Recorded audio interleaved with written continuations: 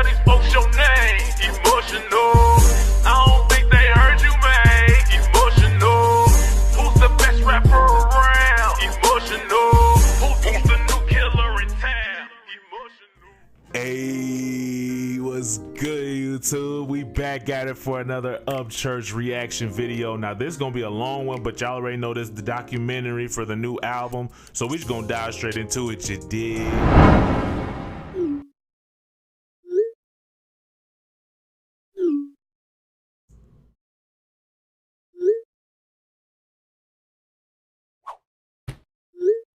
Who is B Lucy? Or is that B something else? What does that say? Let me know.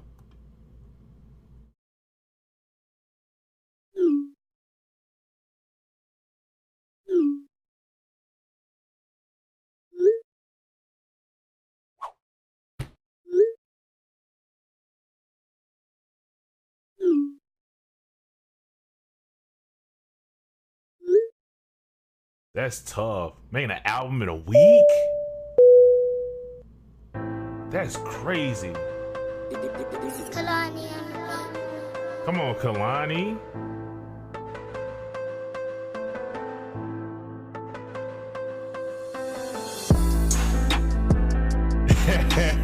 Come on, church. Come on, my boy. Come on, boy. Okay. Okay.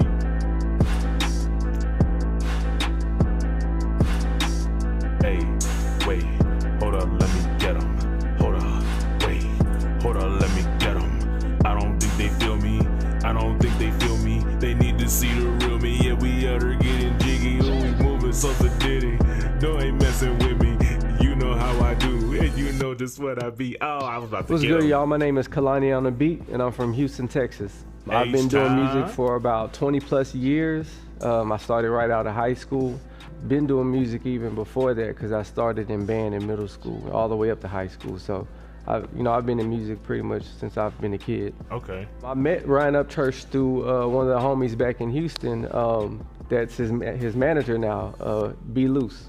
I have been to Nashville, Tennessee before a few years back when I was doing a couple of beat battles. So a beat battle is when two producers get on stage and they play beats against each other.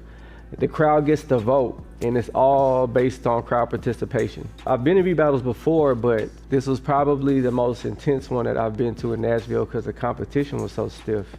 The first time I met Ryan Upchurch, he was pretty cool. I'm kind of glad I didn't know how big he was, because when B Loose introduced me to him and started showing me his stuff, I was checking out his music more so, and I wasn't actually checking out like, who's his fan base and how many people are checking him out. But once I got to know him and everything, yeah, he seemed like a really cool, down-to-earth person. How did I first meet Kalani?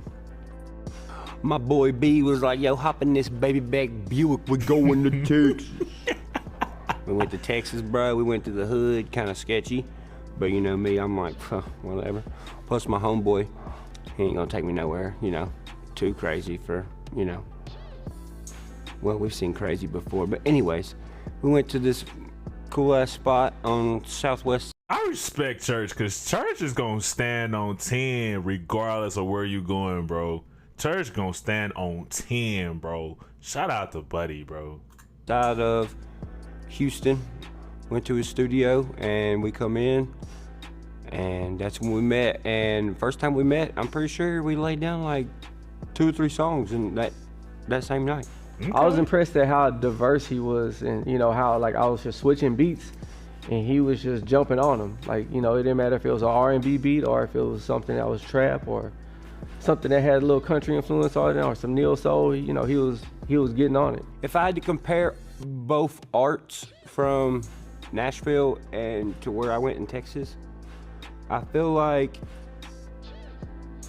Texas is more imagination and way more colors of spray paint in a sense, and I feel like Nashville is more like a stencil. I do feel like an artist recording at home is beneficial when it's done properly. And the reason why I say that is a lot of times artists, they're not really comfortable in the studio. And the best place for artists to feel comfortable is in their own home. So a lot of times you're gonna get a Yeah, I could get that. Yeah, because it's like when you in the studio, you never know who gonna come through there. And also you don't really know how folks is really gonna respond to you. But when you in your own house, like when you at somebody's crib, you comfortable, you relaxed, it's chill, and you don't gotta worry about everybody and their mama coming in on your session, sitting down, wanting to be nosy, see what you working on, stealing bars potentially. You know what I'm saying? Folks is weird, bro. Like, folks is real life weird. You never know who gonna come in and try to steal something from you. It's just weird, bro. Sometimes being in the studio is really, really weird. Different result from an artist by them just being at home, being in their closet recording than you would in a studio. You know, sometimes they may be 100 times more comfortable, you know, doing that than actually coming to the studio to do that. That's a fact. Bro, it was so cool. Like, I fucking, you know, I scurried in and really painted everything real quick. You know, it wasn't perfect, but, you know, lit the room up a little bit, made it look decent. The vibe was great, bro. I mean, honestly, man, I mean, that's probably my favorite spot on earth to record because that's where I feel, you know, the most disconnected from the world. So it was really great bringing in the Houston flavor mixed with the backwoods. It was it was new to me, so, but I enjoyed it a lot. He's probably one of the most versatile artists I've worked with because not only is he, you know, he's on rap, he's also in country, rock, R&B, and he's able to flip it and make it his own, you know, turn it into his own sound, and I think that's pretty cool. Some of, you know, just from sitting down talking with Ryan outside the sessions when we're just, you know, sitting there chilling and talking, I can tell, you know, how well versed he is in music and the culture, especially, you know, when he's sitting here, you know, we're having conversations and he's showing me old stuff of, you know, neo soul artists from back in the 30s, 40s, 50s, you know, and we're just digging through those songs and stuff like that. And I think that's pretty cool because a lot of times I feel like artists, they're not really connecting with what music used to be. And I think that's kind of getting lost in what music is now. I do a lot of different kinds of music and I'm still interested in doing plenty more, but when it comes to getting music growing up around where I grew up, you don't get much. I mean, you get country because your parents listen to country or rock and roll, really. I mean, no one really listens to anything else, especially at that time. Why is that? Can somebody answer that question? Like, why is it that it was mainly just, I guess, rock and roll and country out that way? Let me know. Adults and stuff. I mean, I found all these different flavors of music on my own and through friends. I guess it wasn't likely that this happened in a way, you know, but I just, for some reason, had an addiction to music. So after 50 Cent, after I found the Get Rich or Die Trying album, bro, it was, the Mac Miller came out, you know. I mean, there's so much good to pick from, bro. Like, right. No matter where you're at, really. Oh, bro, they were CDs from Walmart, which sucked because, you know, halftime, that was back when sometimes it was explicit, sometimes it wasn't. Then they went full on explicit, but I don't remember what version of Get Rich or Die Trying I had. I don't remember. I do remember where I bought it, though. I bought it in Walmart on Charlotte Pike. It was like $11.99, I think, at the time. But I did have a cassette, though. The first cassette I had was the Slim Shady LP, I think. I'm pretty sure that's what it was. Well, the name of the album is Blue Jeans, but jeans is spelled G-E-N-E apostrophe S, like your genealogy. And it's just because, you know, I mean, no matter where or how you wear my music, the roots are always gonna be faded blue jeans.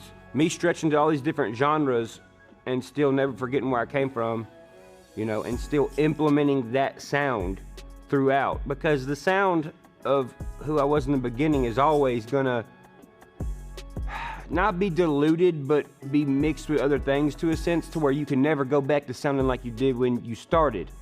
It's always the evolution, because people are always like, well, we want you to go back to, we missed this or we missed this. And I'm like, how about you just enjoy that and enjoy the rest of the ride and see where it goes, you know? Especially since I haven't gone back on my word with anything. Like I've told people from the get-go, like I'm gonna stay independent doing this shit. Here I am, 32 years old, fucking, how many streams on? Bruh, I be forgetting that me and Church are close in age. That's crazy. I'd be straight forgetting that. That explains the 50 Cent thing and the Eminem thing and the, you know, the CDs and all that. Like, I think the first CD I ever got was a Christmas gift. It was Nellyville. Like, that had jams on it. Jams on it, bro. On YouTube, 2 billion on YouTube. I don't even know how many Spotify listeners I have. And that's another thing. Like, we'll get to that in a minute. But to run around back to the question, it fits me perfect. Just like the blue jeans. So that's why I made that. I had an idea that we That's was going to be dope. working on an album, so I just came prepared just in case, you know, that was the idea, and that's what it turned into. I have made albums before in a week. In the process, I mean, it was cool, but the thing about it is that sometimes what I run into with a lot of artists that try to run through the process, they tend to start losing creativity towards the end of that process, but that wasn't the case with this project. I knew I wanted to make an album. I was pretty much testing myself, saying, all right, 7 days. You got no choice. You gotta make something everybody's gonna fucking love in 7 days, go. You know, me picking the beats, me co-producing with Kalani. That's dope. You know, it was just a test, and I fucking passed that shit. Hella passed that shit. And y'all know when this damn album drops, you can be like, what the fuck, he made this in 7 days? Sheesh. Oh shit, my fucking joint went out. Bro, the thought of making an album in 7 days is bonkers to me. Like, it's one thing to make a full song in 7 days, but to make a whole album in 7 days, like, you literally can't go nowhere. Like, you literally eat, sleep, pee, poop in the studio. Like, you don't go nowhere at that point. But I really like this documentary, bro. I really like this mug, bro. This is really well put together. Camera quality's good. Like, everything is so dope to me. I like this, bro.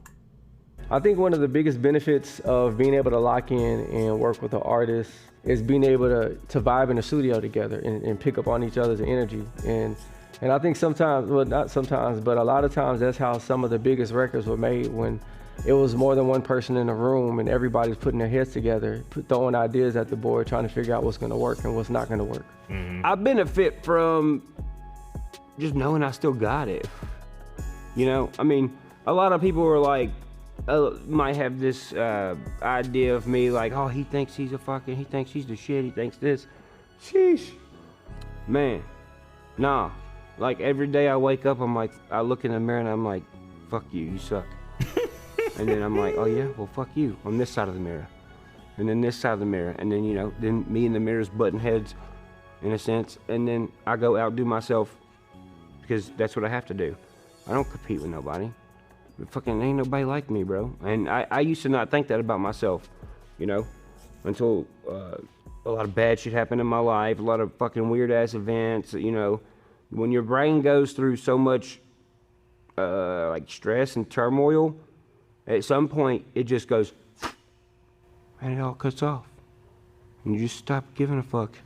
Like, actually stop giving a fuck. When I started doing that and contemplating my life and my career, fuck it, I'll take credit for what I've done. Shit. Blue Jeans, man, that's an instant head nod, man. That the way that beat is hard and aggressive. It kind of makes you want to drive fast. The intentions for that record was just to make a beat with no structure to it, really. Just to give something that, you know, give something to Ryan that I knew he was just gonna be able to go in on, cause I know he likes to spit. The making of Blue Jean, man, dude, I just fucking walked in that motherfucker and I was like, I got a point to prove, bro. I got a point to prove. Everybody, I don't know, I had this feeling, I was like, you know what, everybody's just fucking a little too goddamn comfortable with my ass. For real. What you mean by that? Like, I let that shit go on for a grip, but motherfucker, hey, anybody who thinks they fucking know me, or used to know me, you don't fucking know me no more, bro. Turn up. Not at all. Ever since all that shit, I'm a different motherfucker now, bro. And I'm glad. And that's what Blue Jean was pretty much saying. It was saying, hey, motherfucker, who the fuck wants to fucking use me and ride my coattail? Fucking raise your motherfucking hand type shit. That's what I was feeling like. Well, the reason why we, you know, intended to make that one the intro was just because it was so hard. Like, Brian's energy matched that beat perfect. And it just sounded like an intro after he was done to it. Or after he was done with it. Kind of just fucking happened like that. Really. And we just heard it and was like, this is the fucking intro. That's how. Straight up. Wait, wasn't that the first song we That recorded? snare though. Yeah, that was. It was the first song we recorded also. I don't plan none of that shit, bro. That's the thing. I do get questions all the time from other artists, from artists bigger than me, from upcoming artists, hell, just people that follow my shit. They'll be asking me, they're like, how are you so good at like putting together this shit and like evening it out so well, and I like how he did this, or when I watch reactions, people are like, man, this is so phenomenal. And I bet this, you know, took a lot of, well, you know, whatever to put it together and structure it like this. Nah, bro. That's just how I'm feeling. That's it. Hey, man. I got Barbie on my Harley now, your boy ain't even tapping out. I'ma keep swinging till I'm old gray and can barely yell. Flow so known, you see the now when I spit and tell. Actually, hey, I'm gonna redo that whole last take and stop it. Old gray and can barely yell. I got Barbie on my Harley now, your boy ain't tapping out. I'ma keep it swinging till I'm old gray and can barely yell. Bro, I love studio sessions, bro. I'm a killer and they treat me like a clown. Now the it factor is stabbing any rapper back to the ground. Huh. When I die, my last name will be Majestic. Wake up, eat certified gold records for every breakfast. My neck wetter. Ooh, hold on. Hold on. Let me bring that back a little bit. Hold on. Let me bring it back. Hold on. What did he say? Let me bring it back. No, wait. Gotta bring it up. Gotta bring it up. I want to hear that beat again. I'ma keep swinging till I'm old gray and can barely yell. Flow so known, you see the now when I spit and tell. Actually, hey, I'm gonna redo that whole last take and stop it. Old gray and can barely yell. I got Barbie on my Harley now, your boy ain't tapping out. I'ma keep it swinging till I'm old gray and can barely yell. Hell yeah, dog. I'm a killer and they treat me like a clown. Now the it factor is stabbing any rapper back to the ground. Huh. The clown, the it factor? Will be Majestic. Wake up, eat certified gold records for every breakfast. Ooh, that's hard. The system trying to choke me out, they must not have heard. I'm the warrior of the rural south. Grew up putting coke cans in the tire of my bike so I could pretend I was a cool motorcycle rider. I got Barbie on my Harley now, your boy ain't tapping out. I'ma keep it swinging till I'm old gray and can barely yell. Flow so known, you see the now when I spit and tell, encrypted with logistic L. You fire a shot, I heard the sound. I'm a killer, but don't treat me like a clown. The it factor gonna stab any rapper back down to the ground. Who the fuck on it with big bad skill? Billy, I'm hungry as fuck now, and I ain't a meal ticket, a meal getting. The real vision is still this shit is John Lennon, Michael Jackson, Janis Joplin, Jimi Hendrix. When I die, my last name will be Majestic. Wake up, be certified gold records for every breakfast. Your favorite rapper running bots on this comment section and hashtagging my name to change chart positioning. Don't need a pistol with lead to get you penciled in. I gotta hear that again, bro. I gotta hear the song, bro. I gotta hear it. Ooh, okay, here we go. So this the whole album. The making of the song Trouble, man, that was something out of a fucking movie, dude.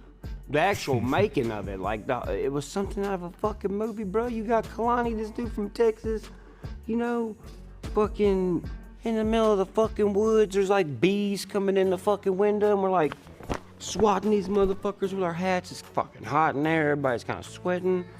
Fucking my AC just went out recently too. Man, that fucking sucks. It's hot as shit outside right now. We got a box fan in the fucking window.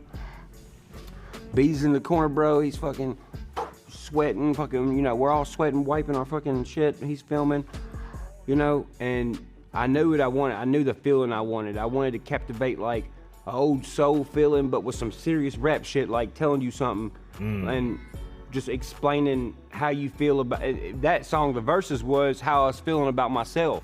Like, I'm trouble. Like, hey, you over there, woman, I'm trouble for you. Don't even fucking, nah, you can't ride in my truck, because you're also trouble for me. But on the other hand, with the music business, motherfucker, I'm trouble for you. I'm trouble for y'all. Like, y'all wanna think y'all can fucking toy with me and fucking wear me out to where I'm like, fuck it, I'll quit. No, motherfucker, it don't work like that. Amen, not with this brother. fucking guy. I'm going to the end, motherfucker. Y'all, I'll have to be dead. I'll compete with everybody as long as I got to till I get my motherfucking recognition, bro, and I can fucking go harder. I can go harder. I ain't even turned the dial up, bro. I ain't even turned the dial up. So, hey, y'all wanna keep acting like I don't exist? I'll be trouble for you. Ooh, I hope he sung on that. I am trouble for you. Now, Trouble was one of those records when I was in the studio. When I found a sample, I was like, man, this sample is crazy. And I started chopping it up. I knew it was a sample. And I found this little pocket on the sample that had like this little funky bass line. Started rocking that. And when I was making it, I was like, man, like I was sending it to Ryan, but I had no idea what he was gonna do to it. And when he started laying it, I was like, man, like he got on the hook, he started singing. Ooh, and I did. thought, you know, okay, he's singing on the hook, hook is rocking. I thought he was gonna keep singing on the verse. Nah, he just bust out rapping and he killed it. You know, the song came out dope. Bro, when I heard that beat, when I heard the beat for Trouble that Kalani had made, I was already in that mood, but I was feeling like I wanted to deliver it in a smooth way. And I was like, and I want some like blues and some soul. And you know, he pulled the beat up. And that's the thing, bro, like, I love all Kalani's beats, but this is with every producer, bro. Everybody across the world, every artist. When sometimes you hear a beat and you're like, that's the one, don't even click on any other ones. I ain't worried about shit, pull that mug up. And that's exactly what happened. I told him how I was feeling. He clicked the fucking beat. I was like, that's the fucking one.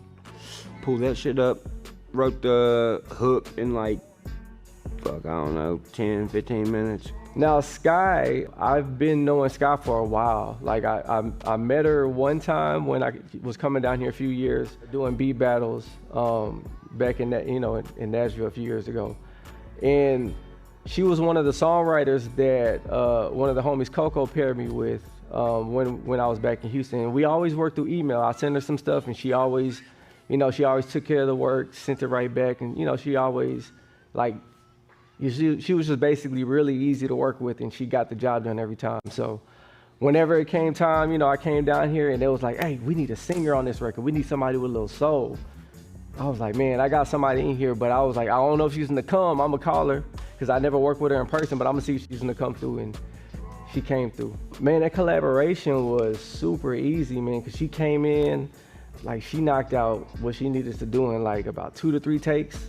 That's hard. Took her like about 15 minutes to knock it out. That's tough. Ryan came in and knocked out his parts, and everything just seemed like it complemented each other. Like, I didn't send her anything. This is her first time coming into the studio, checking out the record, hearing it. And Ryan was just like, you know, go in the studio, go in the booth, and, you know, you do you on the backgrounds. And that's exactly what she did. Kalani had this amazing singer come over, soul singer, blues singer, and she killed that shit, fucking coming there. She was probably like, what the fuck, where in the hell am I at, bro? Going down this gravel driveway, fucking fucking grinding out and shit. Then you get to the end, there's like a G-Wagon and some shit, and there's some fucking crazy ass dogs running around, and like, yeah, she was probably like, what the fuck is this shit? But she come in there, she slayed that shit, bro. Sounds fucking amazing. I love that song. But anyway, I'm trouble for all y'all motherfuckers. I'm excited for that. Yeah, so one, the bro. sample in Trouble,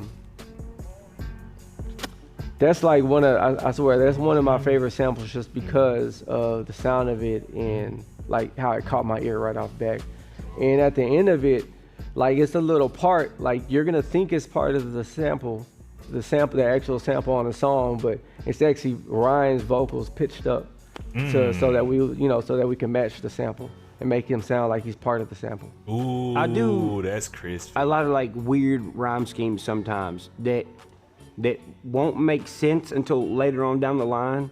And when I'm listening to this stuff, there's some things in beats that are really ticky with your brain, and you'll remember it. So even if that bar does break up and goes on throughout the song, if you bring back that rhythm from there to hit that one line, they'll be like, oh shit, and you'll connect it. A lot easier than you regularly would, but just by listening to the lyrics. But on the production side of it, I like I'm getting into being more like hands-on, like with actually making the beats with them and doing different things in my voice. Like for instance, like in the song Trouble, I actually sang with the, what do you call that?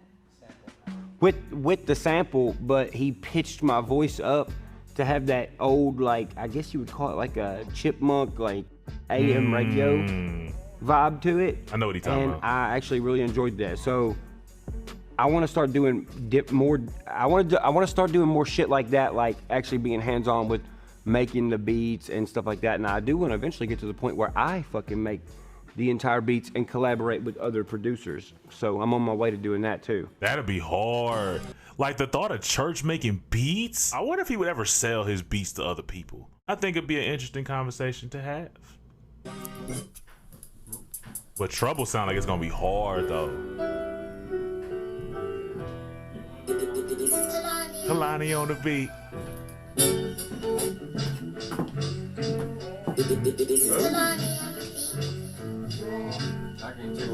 He's hiding stuff. I'm trying to get it out.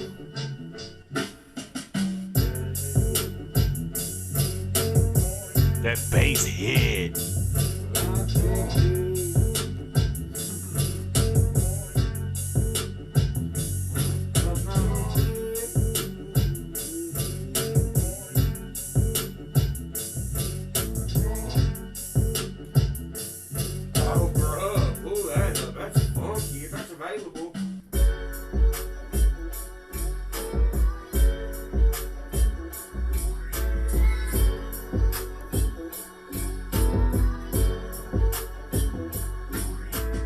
Hey. Baby, I'm trouble for you. Baby, I'm a rebel, rebellious fool. I like riding around town, every window down. Motor not knocking, but the smoke too loud. Hey. I'm trouble. Hey. Trouble for you. Hey. And I've been back to the chick, but I'm back to you know what I'm saying? Come on now. Baby, I'm trouble for you. Trouble for you. Baby, I'm a rebel, rebellious fool. I like riding around town, every window down. Motor not knocking, but the smoke too loud. I'm trouble for you. Hey, let me hit that last trouble for you. I ran out of air. I hate when that happens. Baby, I'm trouble for you. Baby, I'm a rebel, Okay. rebellious fool. Okay, Baby, I'm Church. trouble for you. I wonder if that's the Baby, part. I'm a rebel, rebellious fool. If he did that part, that'd be tough if that was part of the sample, bro. Like riding around town, every window down. Motor not knocking, but the smoke too loud. I'm Trouble for you. Trouble for you, baby. Yeah, bro, give me some. Skirt. Give me some, B. Come on. Trouble. I'm trouble. Hold up, what's that? This is Kalani. Whether out my window. Whether out my Whether Out My Window, man, it's one of those records. It sounds like one of those clean Mac Miller records that you gonna just ride around to. And on this project, I got a few favorites, but that one's one of my favorites because it just makes you feel like you're on top of the world. From the way the beat is, like the beat, when I was making the beat, you know, it already had that feeling. It's a real big sounding beat, especially when it gets to the hook and the buildup of the hook. So I was real curious to see like how Ryan was gonna come at it. Like I knew he was gonna sing on the hook just because of the way the hook was. I didn't know how he was gonna come out the verse. But yeah, nah, he did his thing on that one. I remember telling Kalani, I was like, bro, I need some like Mac Miller-ish type vibes, bro. I'm feeling like Mac Miller-ish. And cause you know, Mac was one of my favorite artists. I never got to meet him or nothing, but really? I've had friends who have met Mac Miller and told me stories about him, and they said he was like fucking like really genuine and stuff. And that makes me happy as an artist because I'm like, you know, you really want to like the people you listen to. Yeah. And it's great knowing that I liked his music a lot, and I've heard nothing but good stories about him from people in the industry. So that's one of the things, like I heard the phrase about like you don't want to meet your heroes or the folks that inspired you and stuff like that, or the folks that you like. They might disappoint you or they will disappoint you or something like that. And it's kind of like that for me with content creation. It's like making videos and stuff like that. Like it's some folks that I'd be like, dog, I want to meet this person. But there's stories that I've heard about folks that I used to like, or I used to really vibe out to their videos and their content. And I'm kind of like, I don't know if I even want to meet nobody no more, because it's kind of like, dad, like, would it really be worth it? Because it's like you want to meet them, but it's like, dad, like I'm kind of nervous though at the same time. You know what I'm saying? you know, I was like, I want a Mac Miller vibe, because I kind of wanted to talk about some shit that, you know, how I'm feeling on the inside, like aside of everything else that goes on in my life or on the internet or wherever else. But I just feel like people, you get to choose, in a sense, what the weather is outside when you get up in the morning. You know, like if you wake up and you're fucking, you know, feeling like it's a fucking rainy ass day, you know, you're getting to choose the forecast. You're choosing your forecast. So I get what he's talking about. I feel like people can choose what they see out their window, and that's basically what I've been doing the past 6 months. All the shit I've been through, bro, I ain't trying to bitch about all that, but or complain about it, because fuck it, I don't even fucking care no more. My life's good because I want to see sun and blue skies out my window, and my life ain't been nothing but blue skies ever since, bro. I was surprised by the content, especially with like because this is one of the more serious records on the album, and that's something like on the rap side that I really just, or maybe I haven't too much heard from Ryan, and I think it was, you know, the way he came at that song, it was real dope. On the beat on Weather Out My Window, it is a sample going through it, but I like to pair vocals with the samples. And the vocals, I like to always get vocals that don't have anything to do with the sample. So people are always trying to figure out, like, man, where did you get the sample from? And also, you know, I play instruments over the samples too, you know, to kind of give it like that live feel. Do any of y'all actually, like, when y'all hear the beats in the background, do y'all like be freestyling in your head? Cause I ain't gonna lie, I'm low-key freestyling in my head a little bit as I'm listening to. I'm like, riding around the city with my windows down. Something, something, something, something, something, down, down. Dun, dun, dun, dun, dun, dun, dun, dun, dun. You know what I'm saying? Like, I ain't gonna lie, I like that beat for real. That beat's so smooth, but at the same time, it got that yeah boy on it. You know what I'm saying?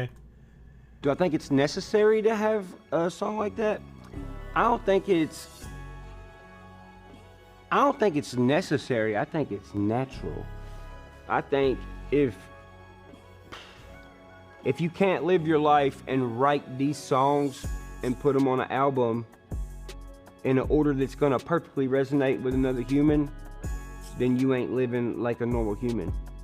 You know, if you're out and you're doing things and socializing, you know, like you're supposed to do to stay healthy, because whether people believe it or not, bro, like, listen, you can't always communicate over the fucking internet, bro. You got to get out with people. It don't matter if you're fucking Queen Elizabeth or fucking Mo, Larry, and Curly at the fucking country store.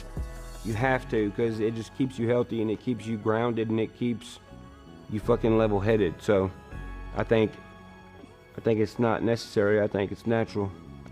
The little atmospheric. I can agree with that. Me and my girl was having a conversation about something like that with one of our peoples, just about like being outside and getting that one-on-one human interaction.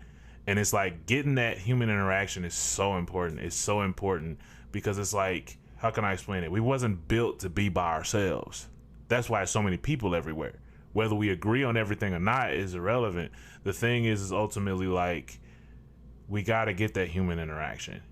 You gotta go outside, bro. Some of these fools that be at the top of leaderboards on video games, go outside, bro. Go outside. Go outside, bro. You gotta go outside, bro. Please go outside. Get a job, get a girlfriend, get a hobby, do something. Now, if you at least making money, you still going outside, are you able to do all that? Balancing all of that? Cool. But if you just sitting in the crib with Cheeto stains on your tank top, you know what I'm saying, and not going outside, bro, go outside. Sounds on weather out my window with the thunder and the rain. We added that towards the end of the record, and that was actually, shout out to B Loose, that was one of his ideas that came out dope. I typically, whenever I'm working on records, at the end of the process, I like to go in and add different effects and stuff to add elements to it, not overdo it, but you know, to enhance the song. And sometimes like those small little elements like the rain and the thunder, or maybe you might hear a shot clock, or you may hear a basketball hitting the net in there. It may line up with one of the bars and just may add a little more impact to that song. Mm-hmm. I feel I picked the weather out my window and remote control how my day go. The industry of innuendo hit the top real low. I feel I picked the weather out my window. Oh, everybody at the top, but they real low. I feel I picked the weather out my window. Talking about how like you choose the people you're around. Real low. I feel I picked the weather out my window. Everybody make it rain. Everybody too hot. Everybody so cold. Everybody at the top, but the real low. I feel real low. I feel I picked the weather out of my window. Real low.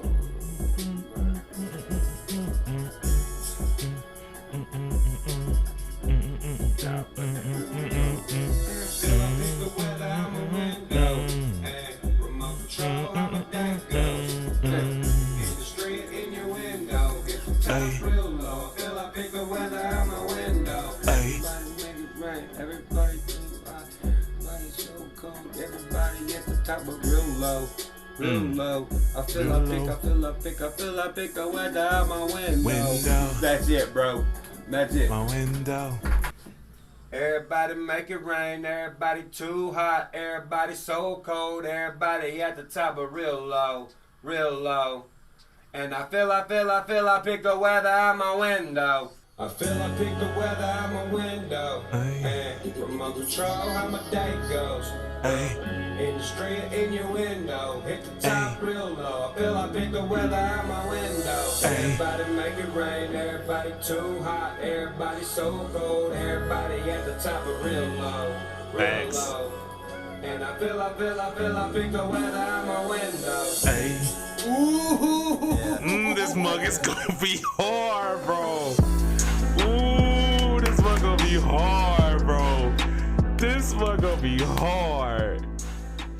Yeah, no title, cause there ain't no stealing my title, motherfucker.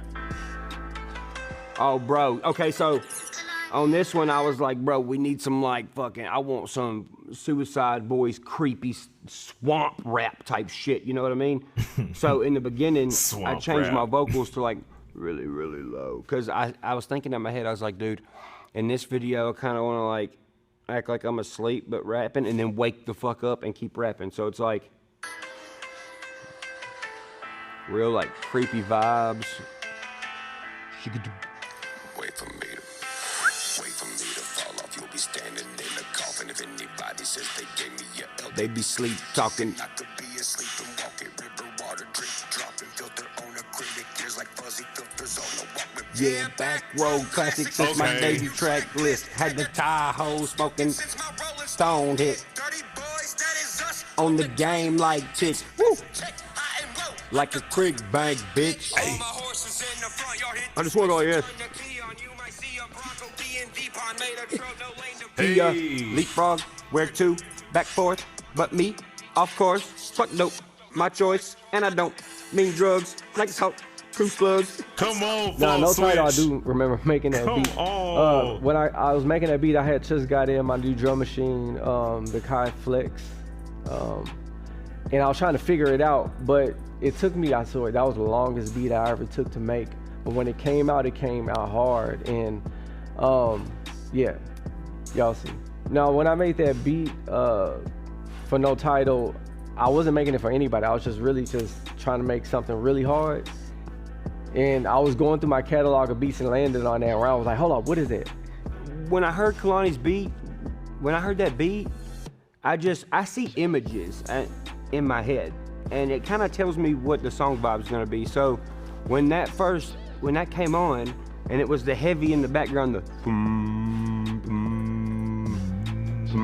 with the it was real, like, I don't know, it was familiar, obviously, because I've heard Tennessee artists spit over stuff like that, like Gotti and Dolph and them, but I've also heard, in it, I heard like a little Suicide Boys type vibe, and I was like, dude, when I heard the beat, I just pictured like a fucking mini truck, dude, like maybe a like square bar, like a square S10 single cab, just like going down the road in slow motion with somebody like dragging a baseball bat out the back with like a flint thing on it, so it's sparking.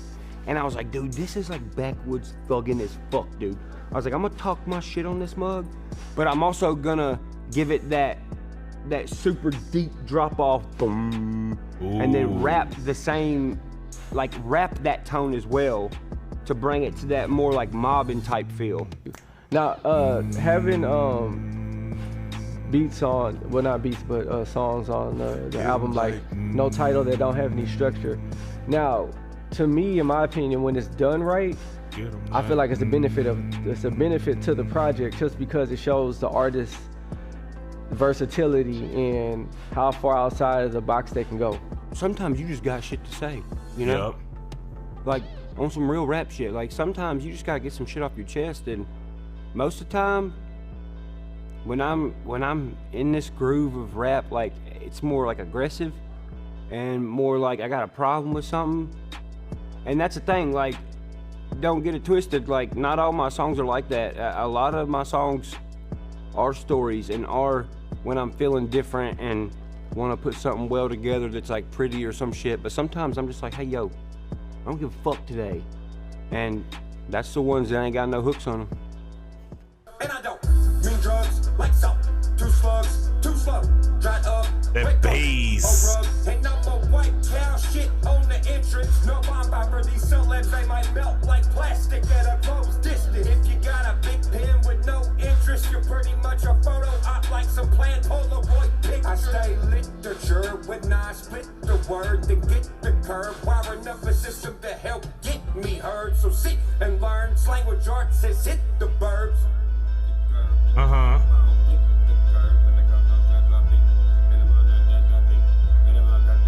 What kind of flow is that, Church? Bro, come on. Oh, okay. Was it one of them situations where he just kind of like doing the, not necessarily putting words to it, but he just kind of putting the flow out there, like how he want to say it? You know what I'm saying? Is that one of the situations? Because I couldn't really understand all the words, but the flow is just there. Music, but where the blueprint? All I'm seeing is a CMT2 skit.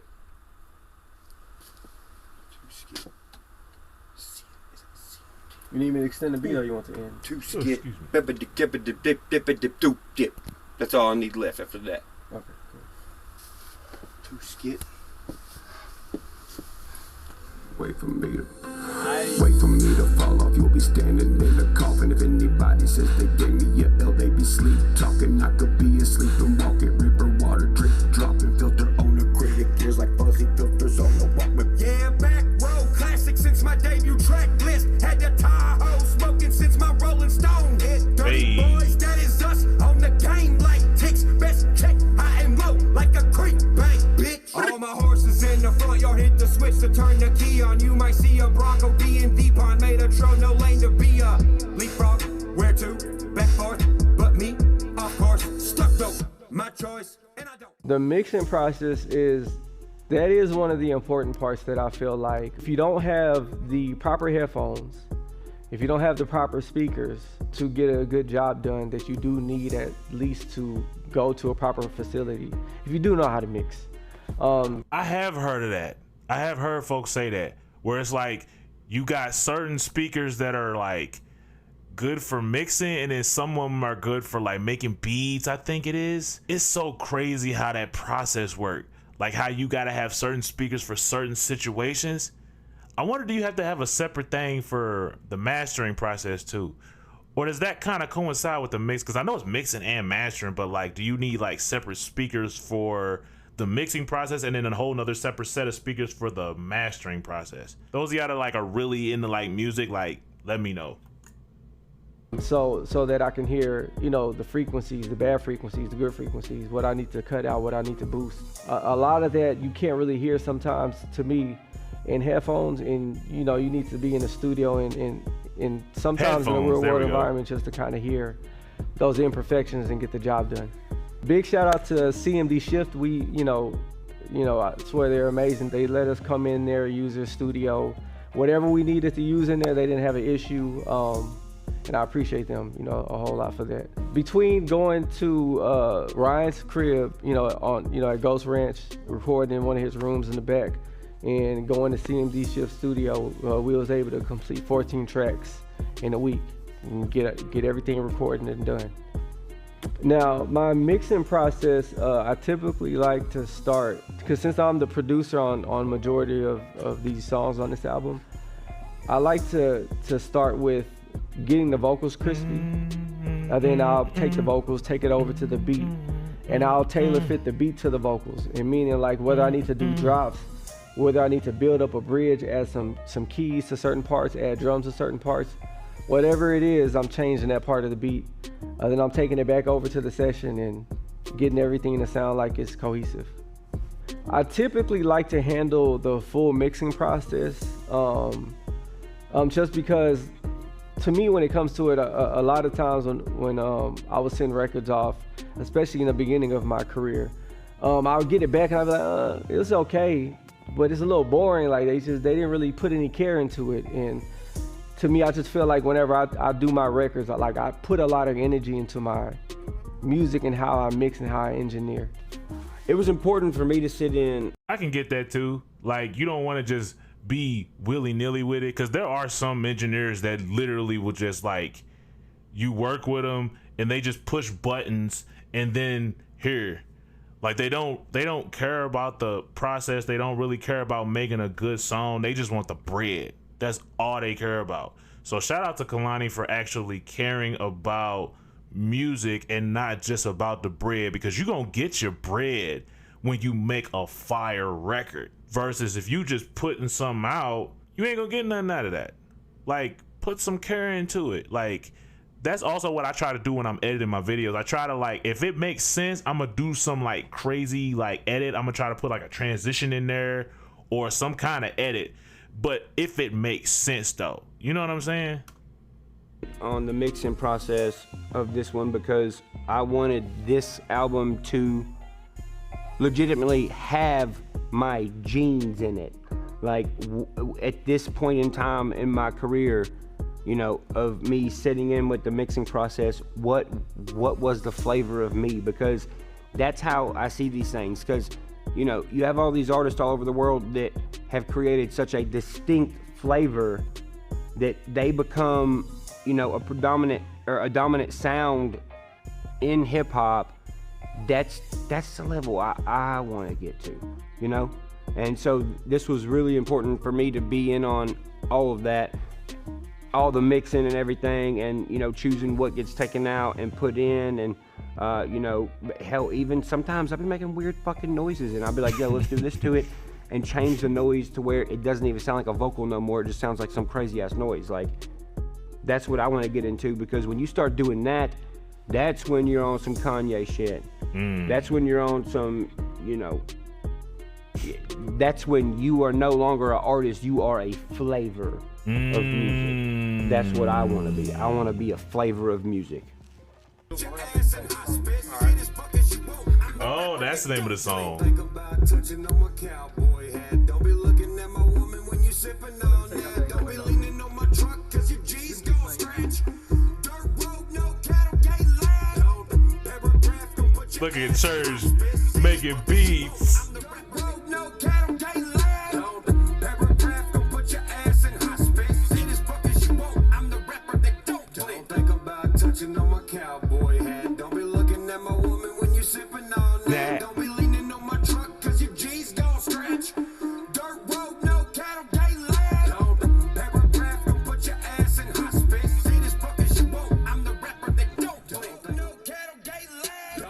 Paragraph gon' put your ass in hospice. See this fuck as you want. I'm the rapper that don't think about touching on my cowboy hat. Don't be looking at my woman when you sipping on that. Don't be leaning on my truck cause your G's gon' stretch.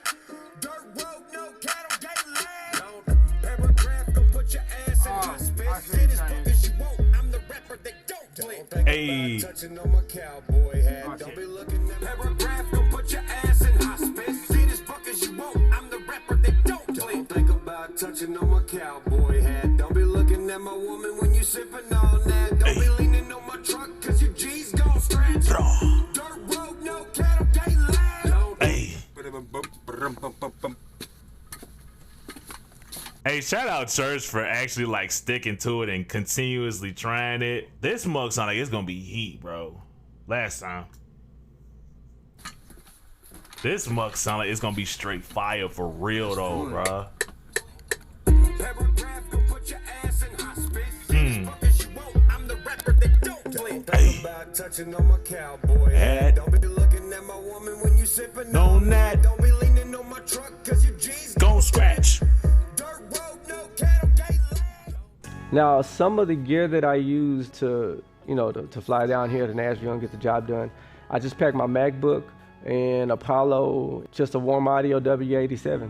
All that equipment is super affordable. The only thing that I didn't bring down here were the speakers and an extra set of headphones and the headphone mixer. Those are things that, you know, that we were able to get as soon as I got down here. The main program that I use most of the time is FL Studio. Every now and then I'll jump on the iPad and I'll get on Koala Sound. If my dog CP is watching, this is a big guy in the game, bro. He used FL Studios. We had the conversation, bro. He using FL Studios, bro. Take heed. Sampler or Logic on a, you know, on an iPad and make a few beats. Or I may be on an MPC or I may be on a Kai Flex. One of my favorite programs to record in has always been Cubase. Now I've used Pro Tools a lot. It's not really that reliable, it crashes all the time. So if you do the proper research, you can get great sounding vocals recorded in your closet at home. You don't have to necessarily go to a big studio to get something sounding really great and getting good quality, you know, from out of your closet. Just gotta do a little research, spend a little money, and you can get something sounding, you know, pretty good, decent out of your house. I've been using Cubase and it's been pretty stable when it gets the job done. Now, back in Houston, I do have a full studio, an A room and a B room, fully furnished, you know, with everything. What this trip reminded me is that I don't need all that. I don't need a studio. I don't need, you know, my recording booths. All I need is an audio interface, a laptop, and a mic. And I can get the same job done with the same quality. And when it comes down to it, it just comes down to knowing how to properly use what you have. Shit, preference on studios? No, I ain't gonna lie. I've always thought that was so fucking silly, dude. And silly for numerous reasons. Because, well, one, you don't fucking need all that shit. Like, you know, growing up around here, I was always like, man, how am I ever gonna record a song? It's like they built up the story. Like, that's all bullshit. You don't need to be in $1 million studio with the perfect sound engineers. Blah, blah, blah, blah, blah. Bro, my first platinum record was filmed with a fucking blanket over my head like this in a corner. In a construction site, literally a construction site. That's where that was recorded. Sometimes artists can give, I don't want to say give, they can do too much. And if they did less, the song would be better. And I think people forgot that. You can listen to the radio and fucking hear it. When the song comes on the radio, 103.3 or something, and if it's from the past fucking 4 years, 5 out of 10 times, it's gonna be difficult to hear what the fuck they're saying. It's just a melody. They're like, I don't know what the fuck you're saying. That's crazy. There's 80 guitars in the back. Don't believe me? Go type in a fucking song and look how many writers and players are on it. I know what you're thinking, like, how the fuck did they fit all these people in this fucking room? Fuck, I don't know, dude. They're probably on top of each other, like all fucking. Not on top of each other. This guy's playing guitar with his elbows, like. Guitar with elbows. And I feel like people miss the rawness. People miss the imperfect things. That's what every artist that is a fucking icon in music. Kurt Cobain, Waylon Jennings, Johnny Cash, fucking everyone who is anyone at top tier had the most perfect imperfections to make their music that timeless music. Being on time and doing everything perfect all the fucking time sounds like shit. And everyone knows it. That's why everyone jams the old shit. What can people expect from this album? Premium. It's some Upchurch shit, baby.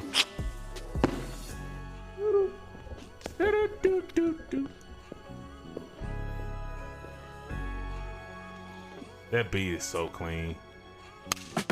All right, y'all, that's the end of that thing, that vid, that thing, that premium, you know what I'm saying? I'm excited, bro. I'm excited for this album, bro. And the fact that he's dropping another album that fast, like you just dropped Pioneer, you already making another one. Or you already made another one. Not an EP, like not one of them like mixtape things and whatever. Like you made a whole album in a week and you just put out an album. Bruh, that's crazy. But this mother like it's gonna be hard just like the last one, bro. Come on now, this is gonna be a vibe, bro.